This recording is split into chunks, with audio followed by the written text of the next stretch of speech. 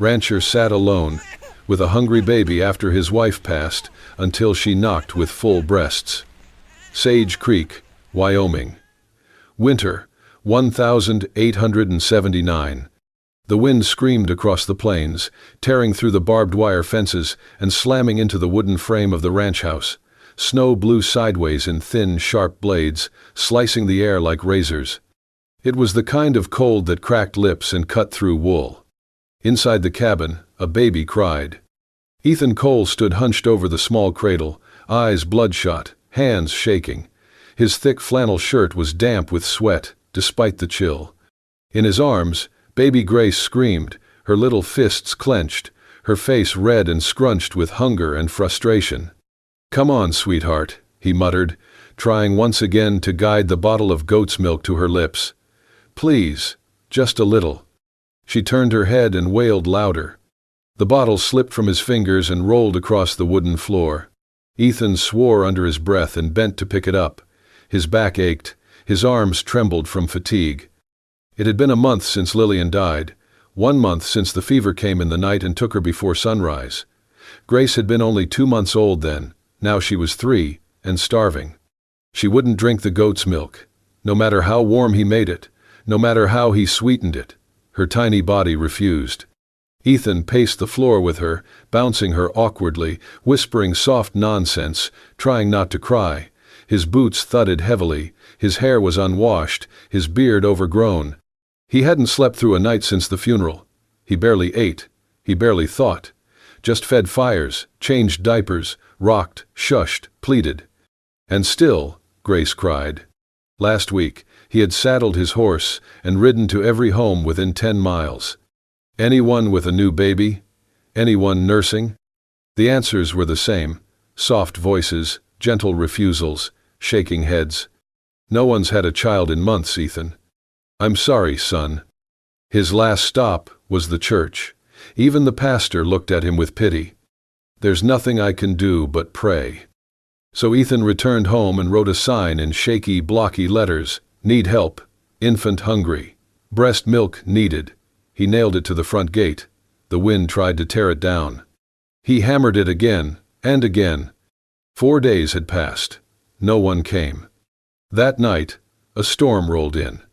The fire in the hearth sputtered, casting flickering shadows across the room. Outside, the snow thickened, tapping the windows like bony fingers. And Grace screamed. Ethan dropped into the rocking chair by the fire, pulling her close to his chest. His big arms wrapped around her small, writhing body.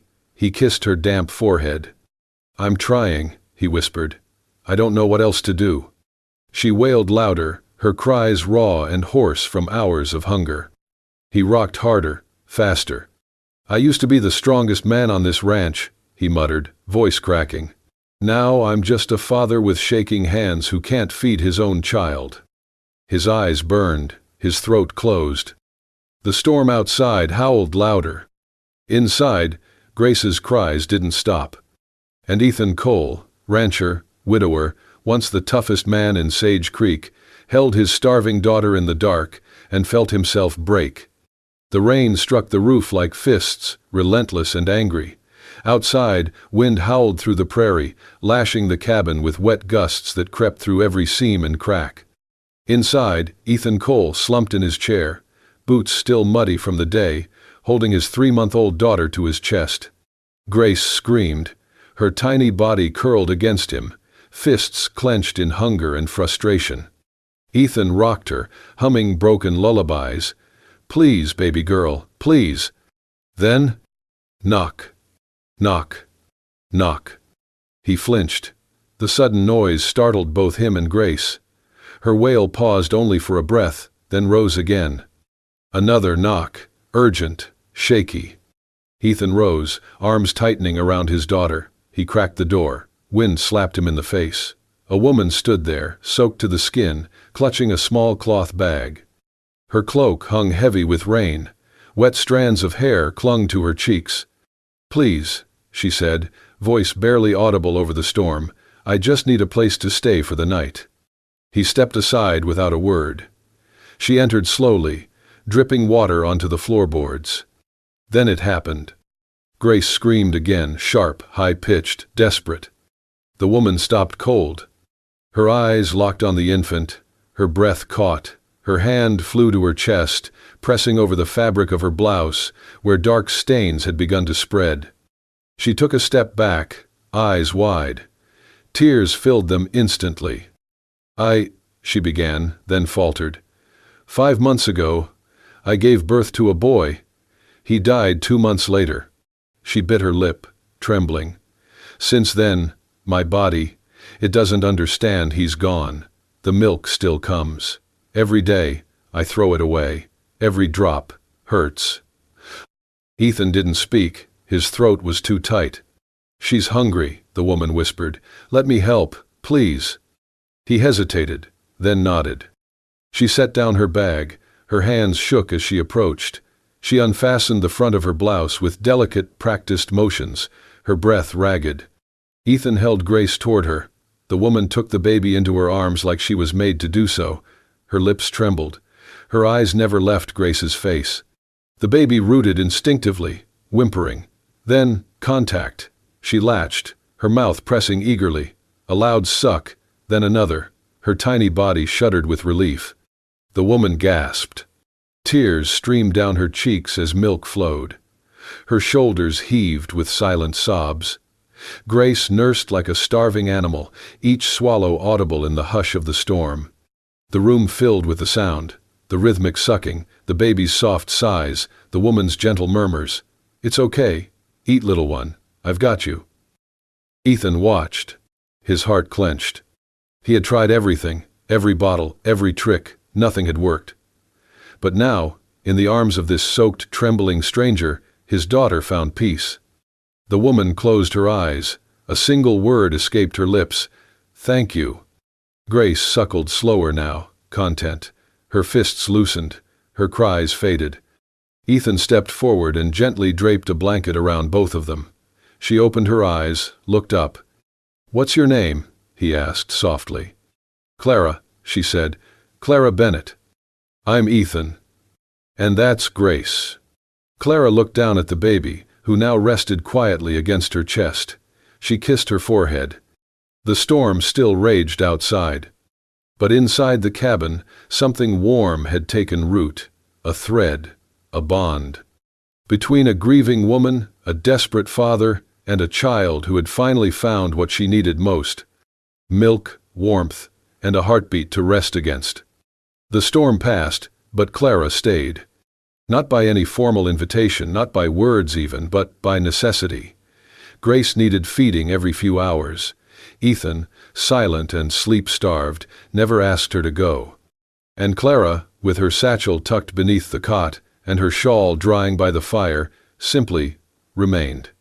She rose with the baby, fed her while the stars still clung to the sky, and laid her gently back to sleep before the first orange light cracked across the plain. Her hands moved with natural grace, wiping Grace's chin, humming under her breath, folding small clothes Ethan had never managed to wash properly. Ethan watched, quietly. That first morning, he hammered together a second bed frame, rough pine, nothing fancy, but sturdy. When Clara stepped into the cabin from the well with a bucket of water, she saw it already set up in the corner, a wool blanket folded neatly on top. She blinked, surprised. You didn't have to. Ethan rubbed the back of his neck. It ain't much, but it's yours while you're here. She smiled, soft. It's more than I had last night. Later, he left a small tin jar by her wash basin. Inside, thick yellow bear fat rendered himself from the winter hunt. A note, scrawled in blocky letters, for your hands. She didn't speak of it, but her fingers traced the jar before she opened it. In return, Clara cooked. Simple food. Beans simmered with a strip of pork, wild onions boiled into broth. She swept the floor each morning and hung Grace's washed clothes over the stove to dry. At night, after the baby nursed and fell asleep curled into her shoulder, Clara sometimes sat by the hearth, wiping tears from her face while pretending to sew. Ethan saw them, but he never asked. One evening, as the wind howled low outside and snow danced like ash in the dark, Clara spoke first. "She was beautiful," Ethan said, unprompted. "My wife." Clara didn't turn. He stared into the fire. "Her name was Mary. She liked to sing when she churned butter. Drove me crazy some days." He smiled, faint and crooked. "She bled too much after Grace was born. We thought she'd be fine. She wasn't." The fire popped. Clara nodded slowly. "My son was named Thomas. He got sick, fever. Nothing helped."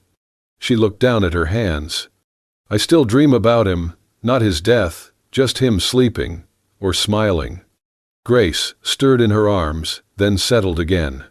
Ethan watched the baby for a moment, then stood and added more wood to the fire. When he turned, Clara had unbuttoned her bodice to nurse Grace, and instinctively Ethan turned away. He busied himself with the flames, saying nothing. Clara noticed. She looked at the strong lines of his back, the way his shoulders carried weight. He never spoke aloud. "Thank you," she whispered. He didn't respond, but his hand stilled on the fire poker. Word of Clara's presence didn't take long to reach the town. Sage Creek was small, and nothing stayed quiet for long. She just showed up, alone? From where? Strange, don't you think? 2 months a widow and now living with a man? She's feeding his child, for God's sake. And what does she want for it? Clara heard none of this directly. But she felt it.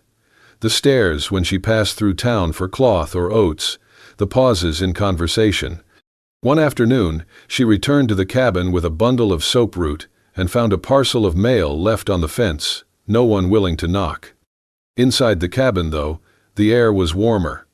Grace had started smiling in her sleep. Ethan had repaired the window latch to keep out the wind. Clara placed fresh pine sprigs near the bed to make the room smell clean. They said little, but the silence between them changed. It wasn't empty anymore. It was shared. A quiet understanding rooted itself in the smallest things: how Ethan always left water warming for her in the mornings, how Clara folded his shirts even when he didn't ask, how, when Grace cried at night, Clara rose first, but Ethan always followed, just behind, ready with a blanket or candle. They never spoke of staying, but neither spoke of leaving. And slowly, without permission or plan, they began to build something, not from promises or plans, but from small, necessary kindnesses. The snow fell heavier that week, blanketing Sage Creek in a quiet hush. But no snow could bury the voices that began to whisper. At first, Ethan didn't notice. He was too busy chopping wood, tending to the barn, and watching over Grace with a heart too tired to listen to the wind. But when he rode into town one afternoon to buy salt and lamp oil, he felt it. At Miller's general store, a few heads turned as he walked in. Conversations halted. Then someone near the barrels of dried beans muttered just loud enough for others to hear. "Must be nice having a woman under your roof for more than just cooking." Ethan ignored it. His jaw tightened, but he said nothing. He paid for the salt and turned to go. Another voice, this time unmistakably familiar, cut through the thick silence. "Some folks say she's trading milk for a bed," said Amos Grady, a ranch hand with more bark than work. Shame. Ethan Cole used to be a man of pride. Ethan didn't flinch. But as he stepped outside into the snow, his face was carved from stone. Back at the homestead, Clara was hanging Grace's blankets near the fire. The child had just nursed and slept peacefully in a basket lined with wool. Clara hummed softly, her voice thin and wavering. She didn't see the shadow at the window, didn't hear the approaching wagon until the wheels creaked past, but she heard the voices. Ain't natural, a woman showing up out of nowhere, still flowing milk, but no child to feed. Either she's mad, or she's planning something. She's just staying there, like a wife without a name? The voices faded, but the wound was cut. Clara sat down hard on the edge of the hearth. Her arms trembled. She stared into the fire. Her hands moved to her chest, warm, still full. The reminder of what she had lost. She rose and walked to Grace's basket. The baby stirred, blinked, then began to fuss. "I've got you," Clara whispered, lifting her into her arms. "You're safe, little one. I won't let them take you." Her voice cracked. That night, as wind clawed against the walls and snow tapped the shutters like ghostly fingers, Clara sat awake, rocking Grace. Her eyes were hollow with sleeplessness, her breath unsteady. She had not told Ethan what she heard. She could not. In the early hours, just before dawn, Clara stood. She dressed quickly, wrapped Grace tightly in her shawl, and slipped out into the storm. The cold was bitter, slicing through cloth and skin. Clara stumbled through the snow, holding Grace close, her steps uneven, disoriented. She had no destination, only the haunting thought. If I stay, they'll take her from me. They'll make me leave. I'll lose her, too. Grace began to cry, louder, desperate. "Hush, hush," Clara sobbed, her own voice trembling. "Please, baby, please." The child's wails pierced the silence, her breath catching from the cold. Clara dropped to her knees near a thicket of trees, shielding the baby with her body, her hair soaked through, her shoulders shaking. Her arms wrapped tighter, too tight, her mind blurred. "They don't know, they don't understand. You're mine, you're all I have left." She rocked forward and back, whispering nonsense, tears frozen on her cheeks. The wind howled, the baby cried. And no one knew she was gone, not yet. The wind howled like a wounded animal through the bare cottonwoods. Snow swept across the plains in violent bursts, erasing tracks within minutes. Inside the cabin, the fire had burned low, and the silence was unnatural. Ethan stirred from restless sleep on the floor beside Grace's empty cradle. His hand reached for her instinctively, and found only cold wool. Then the silence hit him. No cooing, no soft breath, no Clara. His eyes snapped open. "Grace?" His voice cracked. He bolted upright, heart pounding as he scanned the cabin. The blanket was gone. Clara's shawl, too. The front door stood slightly ajar, snow curling in. A sick fear gripped his chest. He didn't stop to dress properly. He threw on his coat, yanked on his boots, and saddled his mare with shaking hands. "Please, Lord," he muttered, teeth clenched, "let me find them." The storm had swallowed most of the world in white, but he forced the horse into a gallop, scanning the snow for any trace, footprints, fabric, movement. They couldn't have gone far. Minutes felt like hours. Then, through the swirl of snow, he saw it, an outline against the side of the old hay barn, long abandoned since the roof caved 2 winters ago. He slid off the horse before it fully stopped and ran. She was there, Clara, curled in the crook of the wall, her back pressed against splintered wood, shawl wrapped around a trembling bundle. Her hair clung to her face, her lips blue. She rocked forward and back, murmuring words he couldn't hear over the wind. "Clara," he called. She didn't respond. "Clara, it's me." She looked up, wild-eyed, and clutched the baby tighter. Grace's cries had turned into hoarse, broken sobs. "No one's taking her," Clara whispered, eyes wide. "They'll say I don't belong. They'll send me away." Ethan knelt slowly, careful not to startle her. "I'm not here to take her," he said softly. "I'm here to bring you both home." Tears streaked down Clara's cheeks. "She's not mine, but she feels like mine, and I couldn't lose her. Not again." "You haven't," Ethan said, voice thick with emotion. "You saved her, Clara." He shrugged off his coat and wrapped it around her shoulders, then gently cradled both her and the baby into his arms.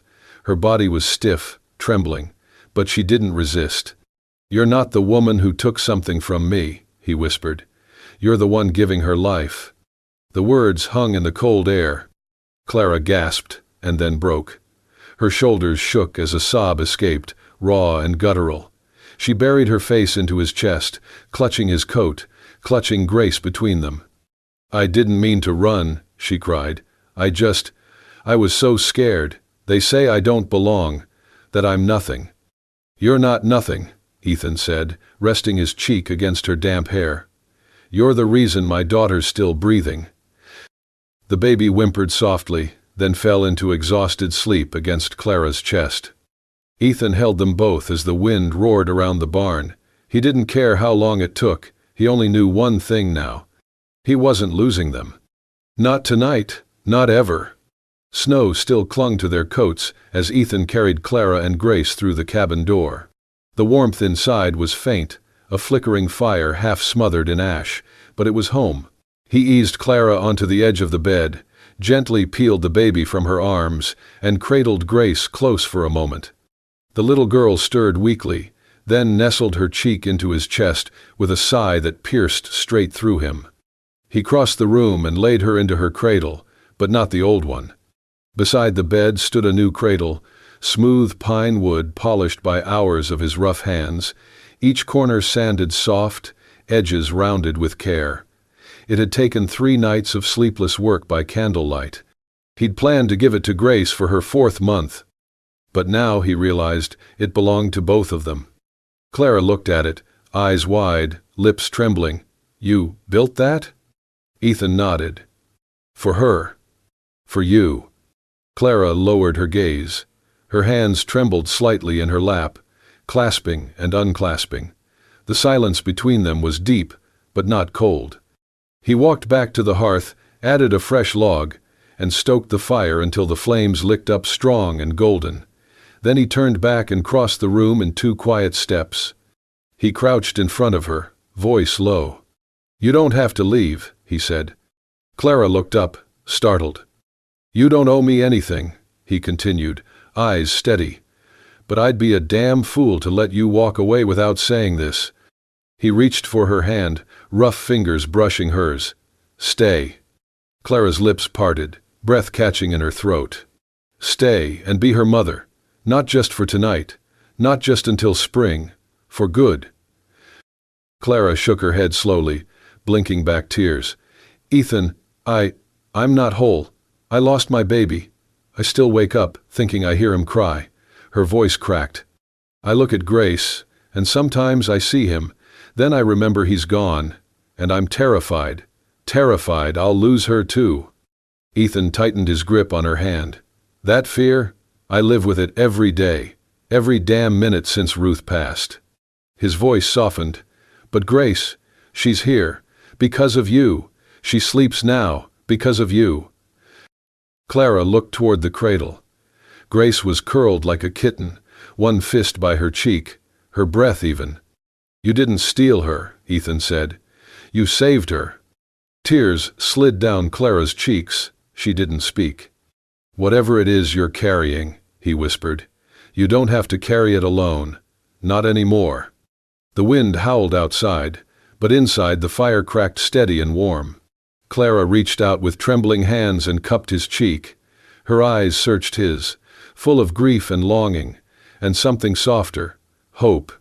"You really want me to stay?" Ethan's voice was firm. "I need you to stay. But more than that, Grace needs you." Clara's breath hitched. "I don't know if I'm strong enough." "You're already the strongest woman I know," Ethan said, brushing a thumb across her knuckles. "You've already done the hardest thing in the world, given love when you had every reason to shut it away." Clara leaned forward and pressed her forehead against his. "Okay," she whispered. "I'll stay." Ethan exhaled, shoulders sagging, like something heavy had finally slipped free. He stood, gently pulled the quilt over her shoulders, then sat beside her on the edge of the bed. Clara turned her face toward the cradle, where their girl slept, full and warm. And for the first time in a long, long time, she felt like maybe, just maybe, this wasn't the end of her story. It was the beginning. The wind had shifted by noon, sharp and dry, curling dust off the ridge behind Ethan's ranch. Clara sensed something was wrong long before the first boot touched the porch. Ethan stood outside, sleeves rolled up, splitting kindling with a steady rhythm. Grace slept inside, warm against Clara's chest. Then came the hooves, 3 horses, men with hard faces. One of them, a tall man with a scar across his cheek, dismounted first. He didn't bother with pleasantries. "Cole," he said, spitting into the dirt, "time's up."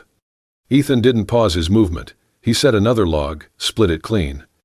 "I don't reckon I know what you mean," he replied evenly.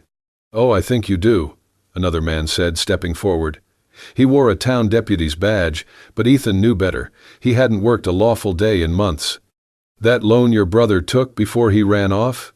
It's on your land. That makes it your debt." Ethan stood upright, wiped his hands on his trousers. "My brother's choices don't bind mine. You know that."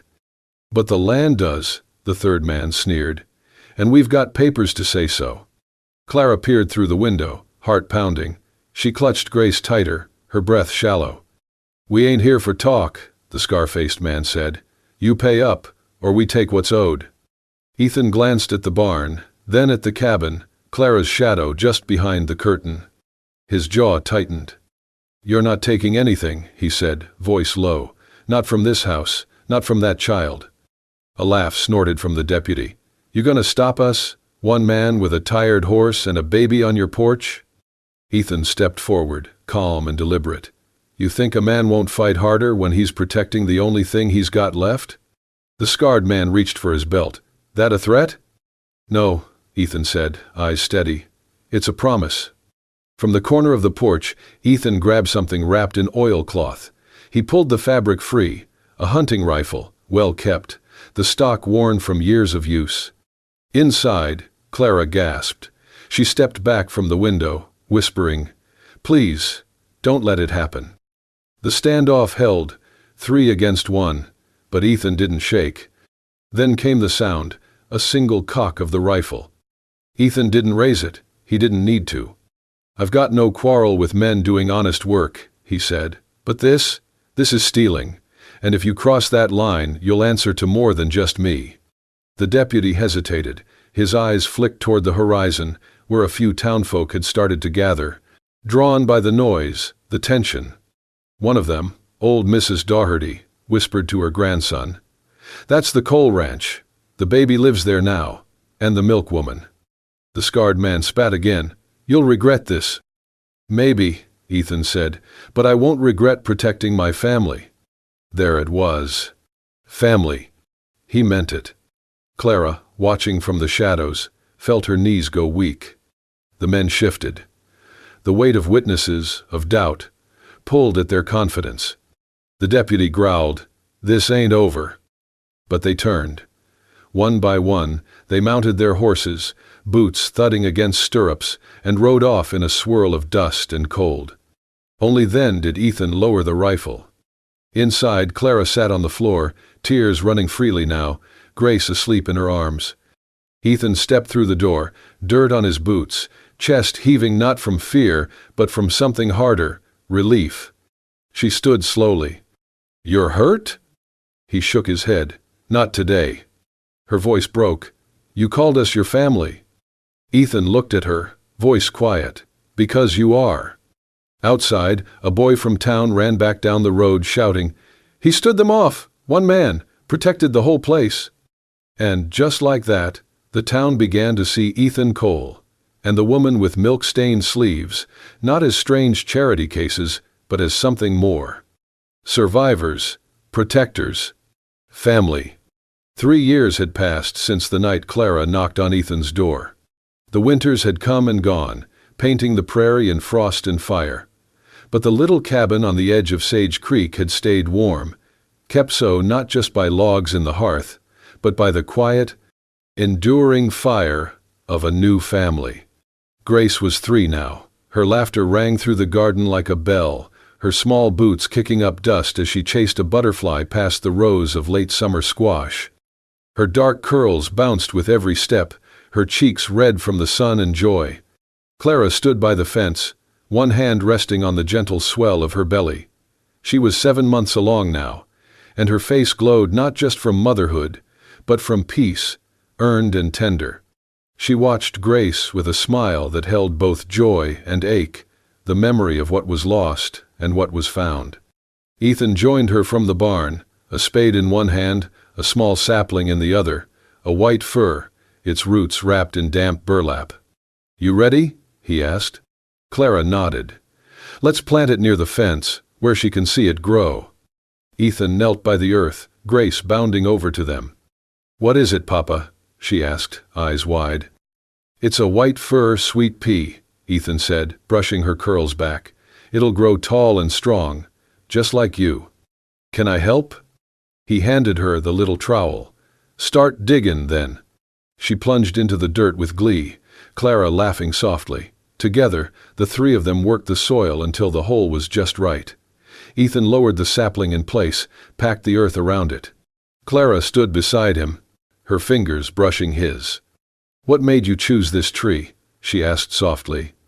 Ethan looked at her, then at the sky, already streaked with pink from the setting Sunday. "White fir's stubborn," he said, "tough against the wind, holds its green through snow and storm. It survives." Clara nodded slowly. Ethan turned toward her. "So do we." He reached for her hand, his voice quieter now, meant only for her. "If the snow keeps falling and this tree keeps standing, then so does this, us, this family." Clara's eyes welled. "That's our promise?" He smiled. "That's our promise." Grace clapped. "It's our tree!" "It is," Ethan said, lifting her into his arms. "Yours, your mama's, and mine." They stood there a while, the wind rustling through the grass, the horizon gold with the last light of day. Later, as the sun dipped low, Ethan sat on the porch rail, Grace curled up at his feet, her head resting against his boot. Clara leaned in the doorway, one hand at her back, the other on her belly, watching her family as if she could store the sight in her bones. Ethan looked up at her and held out his hand. She took it, their fingers lacing easily, as if they'd always belonged together. He looked down at Grace. "Did you know," he said, "when you were little, you didn't want any milk but hers?" Grace giggled. "Mama milk?" "The best kind," Clara added, kneeling to kiss her daughter's forehead. The stars began to peek out one by one. The prairie lay quiet. The fir tree stood by the fence, its needles catching the moonlight. And inside the cabin, etched into the wooden beam above the hearth, were three names. Grace Cole, Clara Bennett, Ethan Cole. Not born of blood, but chosen. Every day, deliberately, tenderly, chosen. Not from duty, but from mercy. Not for survival, but for love. And as the western sky burned one final gold across the hills, their story ended the way all true love stories do, not with an end, but with a promise. Not by blood, but by choice. Not by debt, but by grace. A father, a mother, a child. They chose one another to live. If this story touched your heart, if you found yourself holding your breath in the storm, or wiping away tears as Grace found her mother, then you already know. Love doesn't always ride in with thunder. Sometimes it knocks in the rain. Sometimes it comes with trembling hands, a baby's hungry cry, and a man willing to stay. In the wild, untamed heart of the West, it's not always blood that makes a family. It's courage, it's grace, it's choice. And this was one love story of many. If you believe in stories where love heals what loss broke, where strength is quiet and loyalty runs deep, then don't ride off just yet. Hit that hype button. Subscribe to Wild West Love Stories for more tales where hearts find each other across the dust and wind. The prairie is wide, the fire's still warm, and somewhere out there, another story is just beginning. We'll be here to tell it. Come ride with us.